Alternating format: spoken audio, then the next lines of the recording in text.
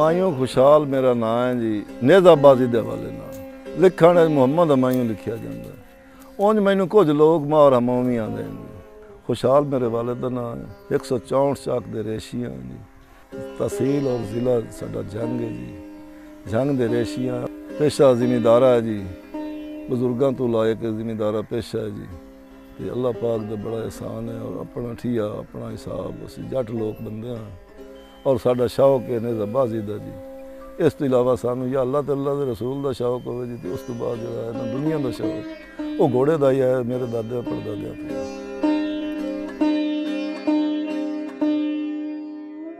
घोड़िया का शौक असी कर रहे हैं जी बाहर तो लैके साढ़े दादियों परदादियों में शौक लगा हुआ है जी। और इंज है भी मैं अपने दादा जी साहब और नेज़ाबाजी करदे डिठा है जी। इस हवाले असी 3 पुश्तां दे विच मैं आ रहा और मेरे बेटे भी नेज़ाबाजी करते हैं। बेटियां तो अगू जिन्हें मेरे हैं ना पोते वो भी मतलब इस किस्म के इस बड़े चंगे सवार बने बदे जिवें चंगे सवार सन। क्लब का ख्याल जी पहले तो असी वड्डे क्लबां जी पहला क्लब इत्थे होया बाबा शाह सुल्तान हजका शरीफ वाला। उस तो बाद उस वेले असी बजदे रहे हैं जी। मुड़ होर क्लबां बनिया सुल्तान बाहू वालों की क्लब बनी जी। होर बाकी तो सईदा बने सुल्तान अपना गुलाम बादशाह जी दीवान अली दा रजवा सादात उनका क्लब ही मुड़ असी रहे हैं जी।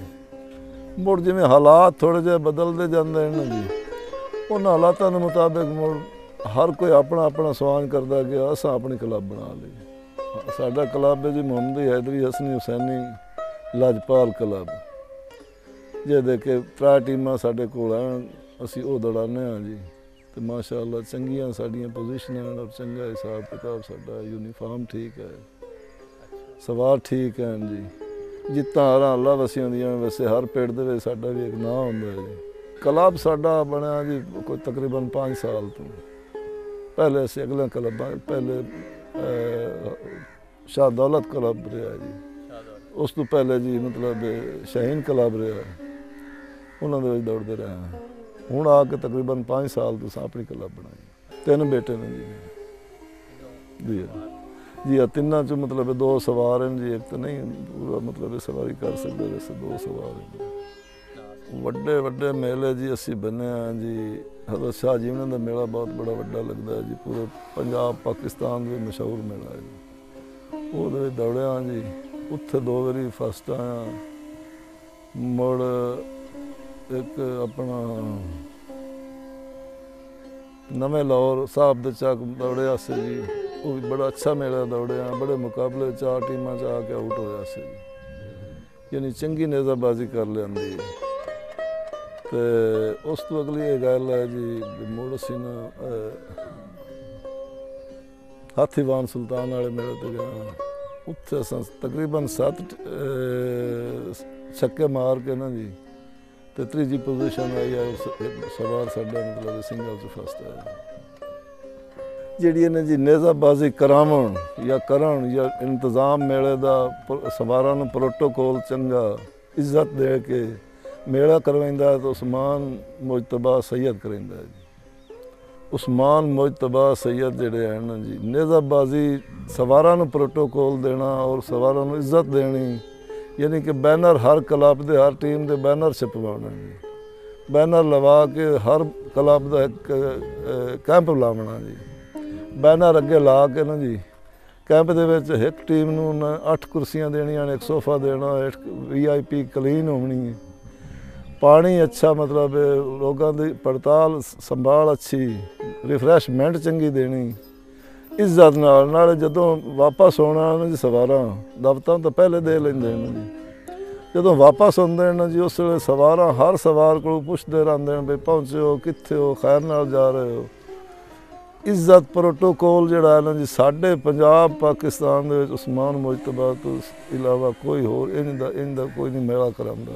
इंतजाम अच्छे होने पेड़ अच्छे होने मुड़ उन्हां टाइयां पावणियां पहले मतलब उन्हां दा ना सवारां दे नाम लिखने उत्थे सवारां बोलण दी लोड़ ही कोई नहीं हुंदी जी। यानी बड़े अच्छे तरीके और अच्छे हर चीज़ अपनी अपनी अपने अपने कैंप च होना, अपने अपनी जगह पर होना, किसी ने ये कोई दुश्वारी नहीं भी असी उठे आए मगरू जट बह गए, मेला आई तमाशा आई बह गए, मुड़ आए सवार तो उन्होंने जगह न लद्दी।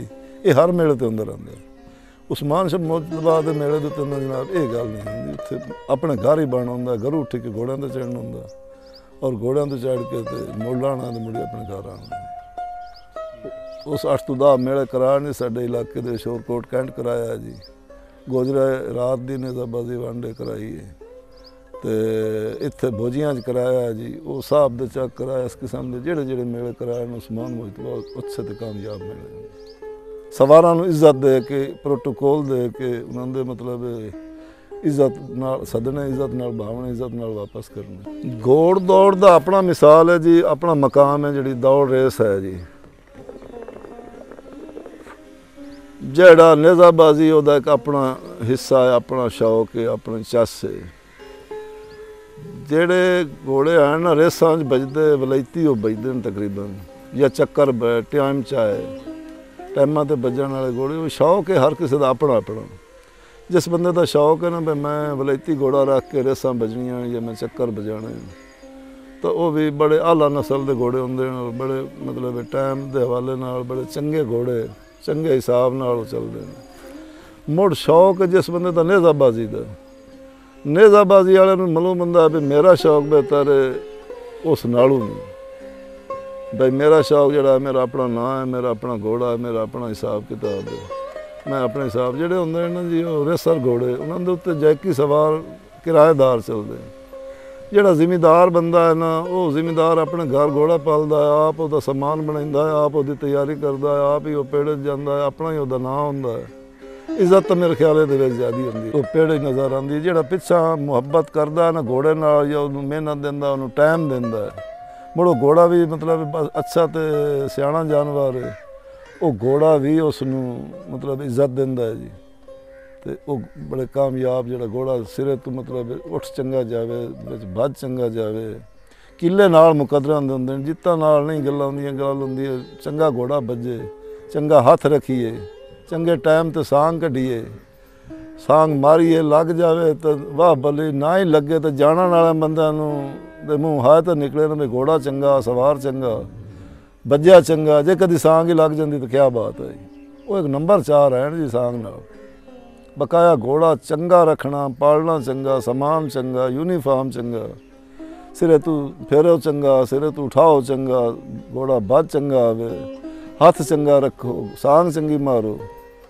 एक है जी नेज़ाबाजी दे कवैफ, सांग लग जानी। अज हुण निरा आ गया वक़्त सांग 4 नंबरां दा जी।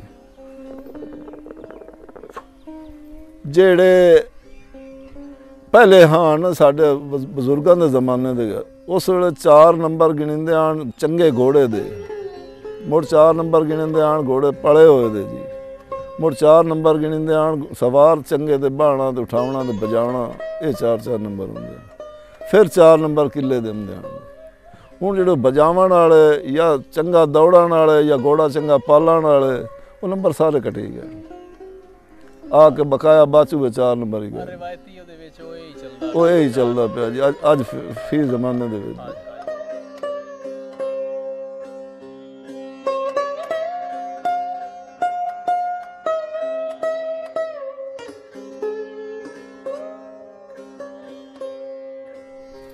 घोड़ा जी है साढ़े कोल मालवाड़िया नस्ल का घोड़ा जी है, सुमंदरी एक फार्म चौधरिया मतलब बरीड है जी बरीड। तो उनका मतलब अच्छे खानदान के घोड़े जोड़े हैं इस दे मालवाड़ीए, वो मुड़ वड्डे बंदे उन्होंने मतलब इंडिया च मंगावना लैना उन्होंने बंदा सौखा है, उस दी बरीड है जी। तो घोड़ी इथों दी इलाके दी है, बराड़ा वाली नस्ल दी। उनका है बच्चा है जी 265 नागां च खरीदया जी, बच्चा होंदा है। हुण अजकल 5 शुरू है जी। तो बड़ा अच्छा नेज़ाबाज घोड़ा है और बड़ा मोतदिल है, और कुछ कोई गलती नहीं, कोई फाउल नहीं घोड़े दे विच। इस हवाले नाल ना जी ये हुण साल तो मैं आप बजा रहा जी, तो बड़े अच्छे रिजल्ट दे रहा जी। इस घोड़े की तो यह है जी दास्तान। घोड़े का है जी अता मुहम्मद हीरा।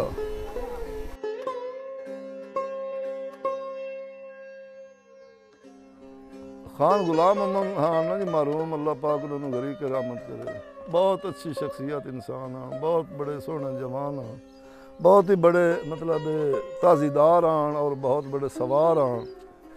जिस वे घोड़े ते हथ रखते आन या सिरे तो उठाते आन उस वेले मतलब वो इंज आती है भी जिवें छतरी की जिप खुल जाती है, इंज होके बह जाते आन।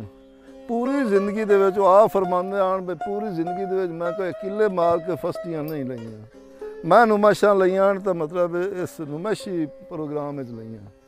और इन्हां वालियां नाल इत्थे जी साडा चाचा सूबे खान आ नाल उन्हें एक दिन मैनूं दस्सिया भी बंदे मैं त्राए डिठे जिहड़े थोड़ियां कद्दां च थोड़ी उमर अपने जिसामतां च ते जिस वे घोड़े ते चढ़ जाते आन उस वेले मलूमदे आन बई बहुत बड़े बड़े जवान हैं। मैं पुछया बजुर्गो चाचू केड़ा बंदा, उन्हें दस्सिया भी थिराज शिवराज घेरे च वो जिसले घोड़े ते चढ़दा उस मालूम होंदा भी बहुत बड़ा वड्डा जवान और बड़े हथ रख के बड़े अच्छे तरीके नाल बजांदा। मैं आख्या जी दूआ हो सके जी दूआ रियाज ताज दा बरवाना मार जफरूले दा बिरा बई वो भी छोटे बंदे आन जिसले घोड़े ते बंदे आन जिसले मतलब निकलते आन उस उन्होंने हिसाब किताब होंदा।